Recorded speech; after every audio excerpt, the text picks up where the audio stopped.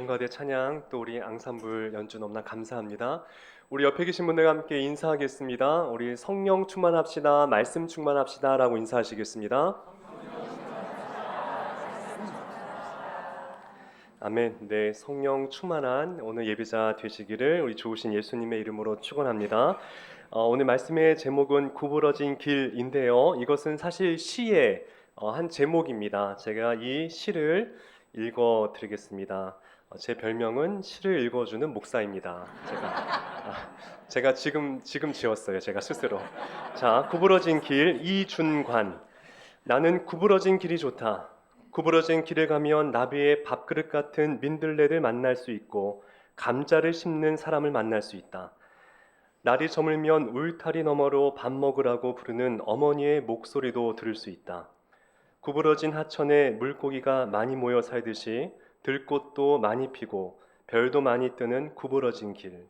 구부러진 길은 산을 품고 마을을 품고 구불구불 간다. 그 구부러진 길처럼 살아온 사람이 나는 또한 좋다. 반듯한 길 쉽게 살아온 사람보다 흙투성이 감자처럼 울퉁불퉁 살아온 사람의 구불구불 구부러진 삶이 좋다. 구부러진 주름살에 가족을 품고 이웃을 품고 가는 구부러진 길 같은 사람이 좋다. 좋으세요? 네, 아멘. 네.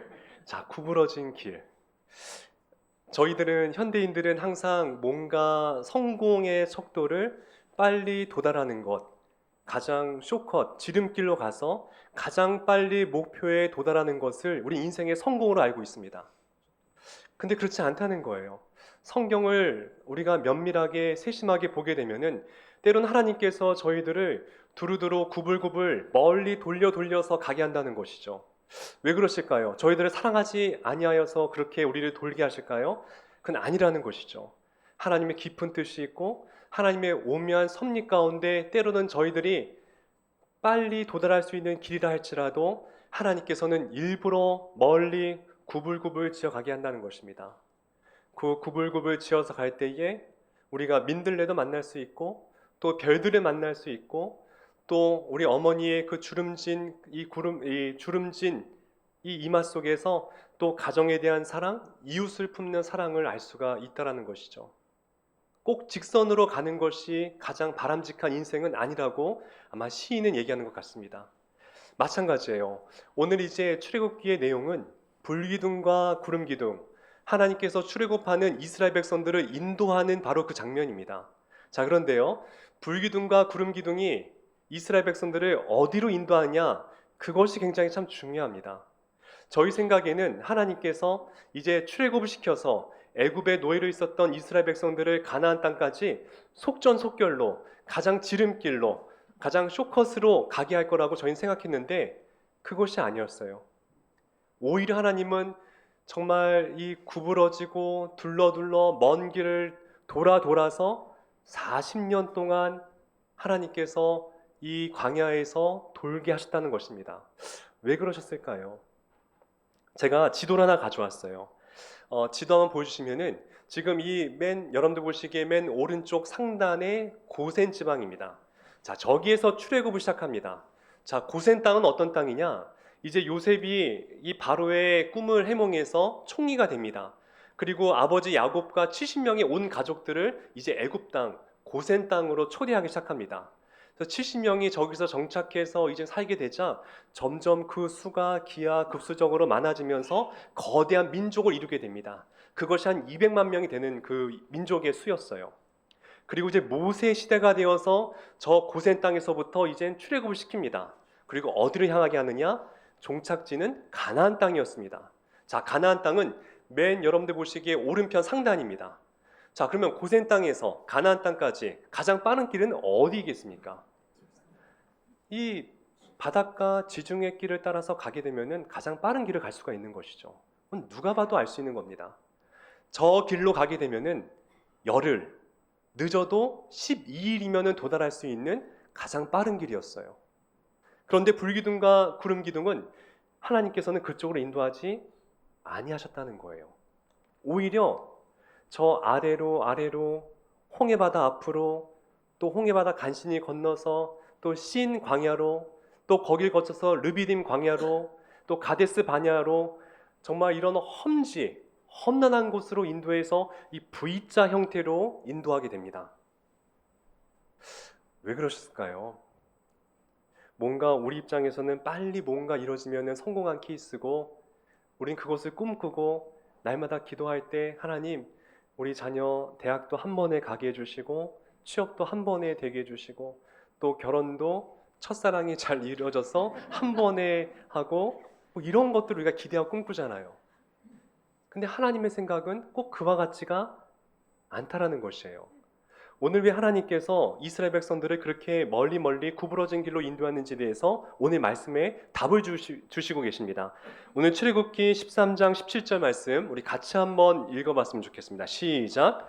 바로가 백성을 보낸 후에 블레셋 사람의 땅의 길은 가까울지라도 그 길로 인도하지 아니하셨으니 이는 하나님이 말씀하시기를 이 백성이 전쟁을 하게 되면 마음을 돌이켜 애굽으로 돌아갈까 하셨음이라. 자, 그 지중해 바닷길엔 누가 살고 있었느냐? 블레셋 민족이 거기서 살고 있었다는 것이에요. 블레셋 민족은 이미 철기 문명을 이루고 있는 강대국이었습니다. 그러니 이제 막 애굽의 노예로 있었던 이스라엘 백성이 나왔을 때에 이들은 오합지졸이었거든요. 나라도 아니었어요. 근데 그런 그들이 딱 블레셋 군사를 만나게 되면은 어떻게 되겠습니까? 보자마자 백기투항을 했을 것입니다. 왜냐하면 여전히 노예의 근성이 있었기 때문에 자기들은 노예가 인생의 운명이었어요. 아, 우린 노예가 숙명이나 보다. 그러면서 곧바로 블레셋 군사의 노예로 갔거나 아니면 다시 애굽으로 되돌아갈 그런 확률이 높았다라는 것이에요. 이걸 누가 알았냐? 하나님이 아셨다라는 것이에요. 하나님께서 이런 어린 이스라엘 백성들의 영적인 이 수준을 아셔가지고 하나님께서 그 길로 가지 않게 하셨다는 것이에요. 그래서 하나님은요, 저와 여러분들의 마음의 상황을 아세요. 우리의 형편을 너무나 잘 아시고 체질도 아시고 내가 무엇을 걱정하는지 무엇을 두려워하는지 어디로 가야 될지 하나님이 너무나 잘 알고 계신다라는 것입니다. 그래서 그것이 빠른 길이다 할지라도 그것으로 가게 하지 아니하세요. 돌려 구부러지고 오히려 더 멀리 돌아가게 하셨다라는 것입니다. 이것이 하나님의 은혜라는 것이에요. 우리는 생각하셔야 돼요. 아, 왜 내 인생이 뭔가 빨리 이루어지지 않지? 그럴 만한 이유가 있는 것이에요. 뭔가 내가 그 길로 가면은 안 되는 하나님의 깊은 뜻이 아직은 내가 알지 못하지만은 그러한 길이 뜻이 하나님께 있다라는 것이죠. 그래서 여러분들 여기서 우리가 첫 번째 하나님의 은혜를 알 수 있는데 그것이 무엇이냐면은 때론 우회하는 것, 멀리 돌아가는 것도 하나님의 은혜라는 것이에요. 꼭 빠른 길만이 은혜가 아니라 하나님께서 우회해서 멀리 돌아가게 하시는 것도 하나님의 크신 사랑임을 꼭 믿으시기를 바랍니다. 여러분들 그 마태복음 2장에 보게 되면은 페르시아에서 동방박사들이 아기 예수님이 탄생한다는 것을 별을 보고 이제 유대 땅으로 오게 되죠. 그때 이제 이들이 잘 오다가 어디에 들리냐면은 헤롯이 있는 궁전에 들어갑니다. 이것이 잘못된 거거든요. 거기 들어가면 안 됐어요. 헤롯 왕에게 물어보죠. 유대의 왕이 났다고 하는데 그 예수님이 그 왕이 어디 있느냐? 이렇게 헤롯 왕에게 물어봅니다. 이것이 실수가 돼요. 이것 때문에 이제 이스라엘의 모든 남자아이들이 태어난 지 얼마 안 된 남자아이들이 다 이제 몰살을 당하게 되거든요. 근데 어찌 되었든 헤롯이 그것에 대해서 경각심을 느끼고 이 동방 박사에게 이야기를 만약에 너희들이 그 왕을 그 아기를 보게 되면은 그 왕이 어디 있는지 나에게도 알려줘라. 나도 가서 경배하겠다. 이렇게 얘기하지 않습니까? 근데 그게 진짜 경배하려고 물어본 것이었습니까? 아니죠. 그 위치를 파악하면은 헤롯이 아기 예수님을 죽이려고 할 심산이었던 거죠. 하나님께서 그걸 아시고 이제 페르시아에서 온 동방 박사들에게 돌아갈 때 꿈에 이렇게 말씀하십니다. 우리 마태복음 2장 11절 말씀 같이 한번 또 읽어볼까요? 시작. 집에 들어가 아기와 그 모친 마리아에 함께 있는 것을 보고 엎드려 아기께 경배하고 보배압을 열어 황금과 유향과 몰약을 예물로 드리니라. 지시하심을 받아 어디로? 어디로 가랍니까? 다른 길, 우회해서 돌아가라고 말씀하셨다는 것이에요. 동방박사는 그 뜻을 몰랐을 거예요. 왜 하나님께서 왜 꿈속에 나타나서 나를 더 멀리 돌아가라고 할까? 이 페르시아의 그 길이 굉장히 멀거든요. 그러면 빨리 지름길로 가서 고향에 도달하는 게 그게 바람직한 건데 왜 하나님은 다른 길로 멀리 가라고 하셨을까? 물론 이 동방박사들은 아마 그때는 몰랐을 거예요. 하지만 나중에는 알았겠죠. 아, 하나님이 그래서 우리를 떠러 돌아가라고 하셨구나. 만약에 헤로데게 갔다고 한다면은 아기 예수님도 뭔가 위험에 처했을 뿐더러 이 동방박사 이 사람들도 어쩌면 무사하지 못했을 수도 있었을 것입니다. 하나님이 그걸 아시고 다른 길 우회해서 가게 하셨다는 것이에요. 하나님께서 여러분들 빠른 길로 못 가게 하는 이유가 있지 않겠습니까? 어쩌면 그 길이 우리가 보기에는 정말 축복의 길 같은데 하나님 보시기엔 그것이 위험한 길일 수도 있다는 것이에요. 그래서 멀리 가게 하세요. 돌아가게 하세요. 다시금 기도하면서 가게 하신다는 것이에요. 사도 바울이 똑같은 이야기 하셨어요. 사도 바울이 고린도전서 10장 13절에 뭐라고 말씀하시냐면은 바로 그 우회하는 길을 갖다가 피할 길이라고 말씀하셨습니다. 우리 고린도전서 10장 13절도 같이 한번 읽어보겠습니다. 시작. 사람이 감당할 시험 밖에는 너희가 당한 것이 없나니 오직 하나님은 미쁘사 너희가 감당하지 못할 당함을 허락하지 아니하시고 시험 당할 즈음에 또한 피할 길을 내사 너희로 능히 감당하게 하시느니라. 아멘. 하나님이 감당할 것 같으면 그게 가게 하세요. 근데 아직 내가 때가 되지 않아서 저 길로 갔을 때 내가 넘어질 것 같다 싶다고 하나님께서 판단되시면은 피하게 하신다는 거예요. 잘 보세요. 그럼 왜 40년 동안 하나님께서 이스라엘 백성들을 이렇게 우회해서 가게 하셨느냐? 만약에 그 지중해 길로 가장 빠른 길로 이스라엘 백성들이 처음부터 갔다고 한다면 아직 전쟁의 전자도 모르는 이 오합지졸 이스라엘 백성들이 블레셋 군사와 싸워서 이길 수가 있었을까요? 천만에요. 전혀 이길 수가 없었습니다. 그런데 40년 동안 그들이 광야 생활을 하면서 드디어 믿음이 자라요. 영적인 근육이 자라요. 그리고 그들이 정말 단단한 민족이 되었을 때에 가나안 땅에 들어가서 그때부터 이제 가나안 민족들과 전쟁을 치릅니다. 그때는 용맹한 용사로서 그들이 거기서 승리를 하게 됩니다. 하나님께서 돌게 하신 것은, 이렇게 우회하게 하신 것은 믿음으로 그들을 연단시켜서 하나의 강건한 군사로 만들기 위한 그런 하나님의 배려였다는 것이에요. 우리를 온전하게 하기 위해서. 우리가 지금 빨리 가게 되면은, 아직 준비가 되지 않았는데 빨리 가게 되면은 하나님 우리가 넘어질 것을 반드시 알고 계셨던 거예요. 자, 그래서 야고보서 말씀에 이런 말씀이 있잖아요. 1장 4절에 제가 읽어드리겠습니다. 인내를 온전히 이루라. 왜요? 이는 너희로 온전하고 구비하여 조금도 부족함이 없게 하려 함이라. 하나님께서 왜 뜸을 들이느냐? 우리로 하여금 부족함이 없게 하시려고, 온전하게 하시려고, 바닥부터 영적인 근육을 키워서 단단하게 하시려는 하나님의 깊은 뜻이 있기 때문에 너희들 때로 인생을 돌아간다 할지라도 끝까지 인내해라. 하나님께서 우리에게 그 말씀을 주신다는 것입니다. 그런 우회의 축복이 있기를 좋으신 예수님의 이름으로 축원합니다. 근데 하나님께서 돌아가게 하실 때에 여러분들 홀로 보내지 아니하세요. 두 번째 축복이 무엇이냐? 하나님의 동행의 축복이 있습니다. 동행의 축복이. 자, 참 이게 얄궂은 게, 아이러니한 게, 불기둥과 구름기둥이 처음에는 멀리 가게 하잖아요. 그것도 사실 서운한데 또 계속해서 광야 속에서 어디로 인도하시느냐? 장애물이 있는 곳, 먹을 곳이 없는 곳, 물 한 모금 마실 수 없는 광야, 그런 절박하고 척박한 곳으로만 불기둥과 구름기둥이 인도하시는 것을 볼 수가 있어요. 그래서 사람이 봤을 때에는 야, 이스라엘 백성들 저 갇혀 있다, 도간에 든 쥐다, 이렇게 생각하게 만드는 곳으로만 불기둥과 구름기둥이 인도했다라는 것이에요. 왜 그랬을까요? 한번 헤롯 왕이 이제 보는 관점에서 쓴 건데요.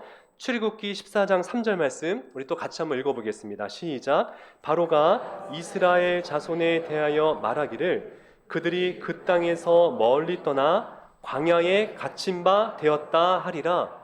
딱 헤롯이 이스라엘 백성들이 그 전진하는 걸 보니까, 가는 이 행로를 보니까는 도간에 든 쥐거든요. 홍해바다 앞으로 가고 있거든요. 저거 봐라, 저거 봐라, 도간에 든 쥐다, 이렇게 봤다는 거예요. 또 보니까는 신 광야, 이 신이라는 광야에 가는데 거긴 먹을 것이 아무것도 없는 광야였다는 것이에요. 또 거기 지나서 르비딤이라는 광야를 가는데 거기는 마실 물이 전혀 없는 곳이었어요. 여러분들, 하나님께서 우리 사랑하시잖아요. 저 여러분들 정말 끔찍히 사랑하시면 푸른 초장 쉴만한 물가로 인도하시는 게 그게 당연한 거 아니겠어요? 그런데 장애물이 있는 곳, 먹을 곳이 없는 곳, 마실 물이 없는 곳, 이런 곳으로만 인도했다는 것이에요. 무슨 뜻이 있었을까요? 홍해바다 앞에 있을 때에 백성들이 절망하죠. 그때 하나님께서 홍해바다를 갈라주십니다. 그리고 말씀하시는 거예요. 얘들아, 걱정하지 마라. 내가 이 바다를 다스리는 자라다. 이걸 말씀해 주시는 거예요. 신 광야에서 먹을 것이 없을 때 하나님이 또 등장하셔서 하늘 문을 여시고 만나와 메추라기를 내려주십니다. 그리고 말씀하시는 거예요. 얘들아, 걱정하지 마라. 하늘도 내가 주관하는 것이란다. 이렇게 말씀하시는 거예요.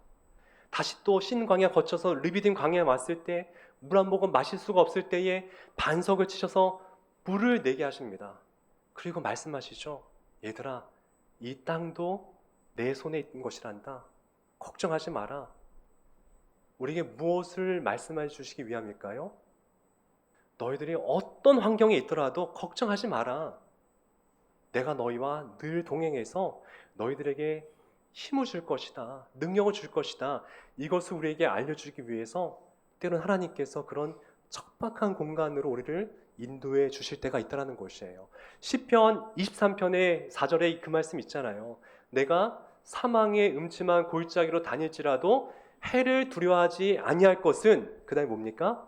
주께서 나와 함께 하십니다. 우리가 이끌려가는 곳이 사망의 음침한 골짜기로 갈 때가 있어요. 걱정하지 마시라는 거예요. 하나님이 그 순간에도 저와 여러분들과 함께 하시고 계신다는 거예요. 우리는 환경을 놓고 기도할 때가 많아요. 하나님, 이 어지러운 환경, 이 지옥 같은 이 환경, 하나님 언제 벗어나게 해주실 거예요? 하나님, 우리 가정은 언제 돈으로부터 자유하게 해주실 겁니까? 하나님, 우리 가정 언제 이 병로와 씨름하는 이 병으로부터 우리를 구원해 주실 겁니까? 이 환경은 언제 우리를 바꿔주실 겁니까? 이렇게 절규할 때가 많아요. 근데 우리는 한 번 더 그 상황을 건너가서 기도하셔야 돼요. 하나님, 비록 지금 상황이 이렇게 녹록하지 못한 상황이지만 하나님이 지금 이 순간에도 나와 함께하고 계신 줄 믿습니다. 반석에서 물을 내시고 바다를 가르시고, 그 하나님의 능력은 지금도 나와 함께 하십니다. 이거를 깨닫게 하시기 위해서 때로는 하나님께서 우리를 그런 불모의 땅으로 우리를 인도하신다는 것이에요. 자, 그러면 결론입니다. 그럼 우리가 어떻게 해야 하나님께서 우리에게 피할 길을 주시는 은혜, 하나님과 동행하는 은혜를 얻을 수가 있을까요? 하나님께서 이끄시는 불기둥과 구름기둥을 순종하며 따라가셔야 돼요. 여러분들, 그 불기둥과 구름기둥이 40년 동안 몇 번 움직인지 아십니까? 저 이렇게 모르실 때 너무 굉장히 기분이 좋아요. 나만 알고 있을 때. 대략인데 한 40번 이동을 합니다. 40번. 그러면 우리 이렇게 생각할 수 있어요. 아, 그러면은 한 1년에 한 번씩 움직였겠네. 근데 그게 아니었어요. 구름이 움직일 때는 이동하고요. 구름이 멈추면은 백성들도 200만의 백성들이 함께 멈췄습니다. 멈추면 다시 텐트를 치고 짐을 풀고 정리하고 있었어요. 자, 그런데 그 멈춘 시간이 하루였던 적도 있고요. 일주일 만에 떠난 적도 있고요. 혹은 1년, 2년, 3년 동안 움직이지 않을 때도 있었어요. 그러니 그 구름을 따라가는 그 삶이 쉽지 않았다는 거예요. 여러분들 한 달 동안 강행군했다고 생각해 봅시다. 그리고 드디어 구름이 멈췄어요. 아, 이제 살겠다. 보니까 이 지역에 물도 있고 그늘도 있고 굉장히 살기 좋은 땅이었어요. 텐트를 치고 이제 좀 쉬려고 했는데 다음날 구름이 다시 이동하는 거예요. 우리 마음이 어떨까요? 하나님, 인제 짐 풀었는데 하나님 조금만 더 있으면 안 될까요? 이런 원망이 안 나오겠습니까? 나오죠. 여기 물도 많고 그늘도 있는데 여기 좀만 있다 가면 안 되겠습니까? 이런 마음이 왜 안 되겠습니까? 또 반대의 경우도 있어요. 또 움직이다 멈췄는데 그 땅은 불모의 땅이에요. 막 그늘도 없고 물도 없고 여긴 정말 있으면 안 되는 그러한 땅인데 거기다가 텐트를 치게 하십니다. 정착을 했어요. 그리고 마음속에 그런 기대를 했을 겁니다. 하나님, 이 땅이 너무나 몹쓸 땅이니까 하나님도 아시죠? 우리 빨리 내일 떠나면 좋겠습니다. 이런 마음을 가졌는데 웬걸요? 구름이 일주일이 지나고 한 달이 지나고 1년이 지나고 2년이 지나도 구름이 움직이질 않는 거예요. 그럼 그 마음속에 어떤 마음이 들까요? 답답한 마음이 들죠. 하나님, 여긴 아니잖아요. 빨리 인도해 주세요. 빨리 떠나가게 해주세요. 이런 탄식이 우리에게 안 나오겠습니까? 여기에 중요한 게 있어요. 하나님의 생각은 우리 생각과 전혀 같지 않다는 거예요. 그래서 우리는 조심해야 될 게 이건 하나님의 뜻이다. 제가 잘하는 거거든요. 조심하셔야 돼요. 우리는 동쪽으로 가려고 하는데 하나님은 서쪽으로 가라고 말씀하실 때가 있고 나는 빨리 가려고 하는데 하나님은 천천히 가라고 말씀하실 때가 있고 나는 직선으로 가려고 하는데 하나님은 돌아서 가게 하실 때가 있다는 것입니다. 이걸 통해서 우리에게 무엇을 가르치실까요? 내 자아를 버리고 온전히 하나님만 따르라는 말씀이에요. 하나님 따라갈 때 무엇이 필요한지 아십니까? 나를 버리는 거예요. 마태복음 16장에 예수님께서 이런 말씀하셨어요. 같이 한번 읽어봤으면 좋겠습니다. 마태복음 16장 24절 시작. 이에 예수께서 제자들에게 이르시되 누구든지 나를 따라오려거든 자기를 부인하고 자기 십자가를 지고 나를 따를 것이니라. 이게 구름을 따라가는 우리의 자세가 바로 저기라는 것이에요. 하나님을 따라갈 때에 내가 동쪽으로 가고 싶어도 하나님이 서쪽을 가리키시면은 나를 부인하고 그쪽으로 가셔야 돼요. 나는 빨리 가고 싶은데 하나님께서 멈추라고 말씀하시면 그 자리에 멈추는 것이 그게 자기 부인이라는 것이에요. 근데 우린 너무나 양 같아서 하나님 말씀에 순종하지 않고 우린 살아갈 때가 너무나 많다라는 것이죠. 제가 자꾸 이렇게 울먹이니까는 누가 저보고 갱년기냐요. 그런 거 아닌데 하나님 마음이 너무 느껴져서 그래요. 제가 하나님의 임재를 느낄 때 그럴 때가 있어요. 하나님의 생각은 우리 생각과 같지 않을 때가 많아요. 우린 빨리 가고 싶지만 돌아서 가게 하시고 우회하게 하시고 내가 이쪽 가고 싶지만 하나님은 저쪽으로 가게 하시고 나는 빨리 가고 싶은데 하나님은 멈추라고 말씀하시는 게 하나님의 뜻이라는 것이에요. 그런데 그렇게 살아가는 것이 그럼 나를 좌절하게 만들고 내가 더디 가게 하는 것일까요? 아니에요. 오히려 그게 가장 빠른 지름길로 가게 하시는 하나님의 은혜예요. 제가 지난 주일에 우리 희망대학에서 말씀드렸는데 여러분들 그 요셉이 17살 때 형들에게 팔려가요. 형들에게 버림받아요. 그리고 11년 동안 바로의 애굽의 보디발의 집에서 노예로 있고요. 2년 동안 감옥에 갇히게 됩니다. 그리고 30살이 되었을 때에 애굽의 총리가 됩니다. 그럼 저는 늘 궁금한 게 왜 하나님, 왜 30살까지 꼭 기다려야 됩니까? 그가 그냥 감옥에 좀 2년 있다가 노예로 1년 있다가 20살이 됐을 때 애굽의 총리가 돼도 되잖아요. 아니면 뭐 정말 뭐 좀 더 해서 그래 25살에 가도 되잖아요. 왜 30살에 13년 동안 그렇게 정말 두루두루 정말 멀리 돌아서 그렇게 가야 됐을까요? 이게 늘 궁금했거든요.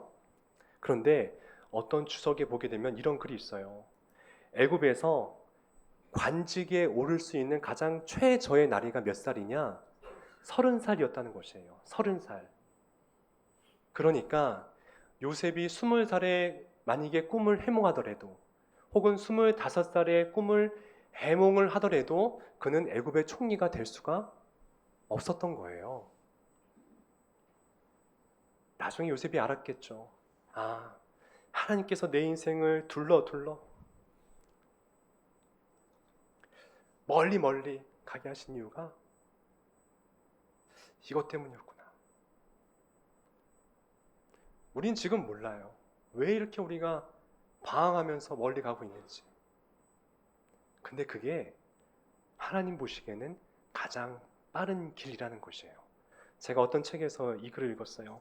멀리 돌아가는 길이야말로 가장 가까운 길이었다. 이 요셉에 대한 얘기인 것 같아요.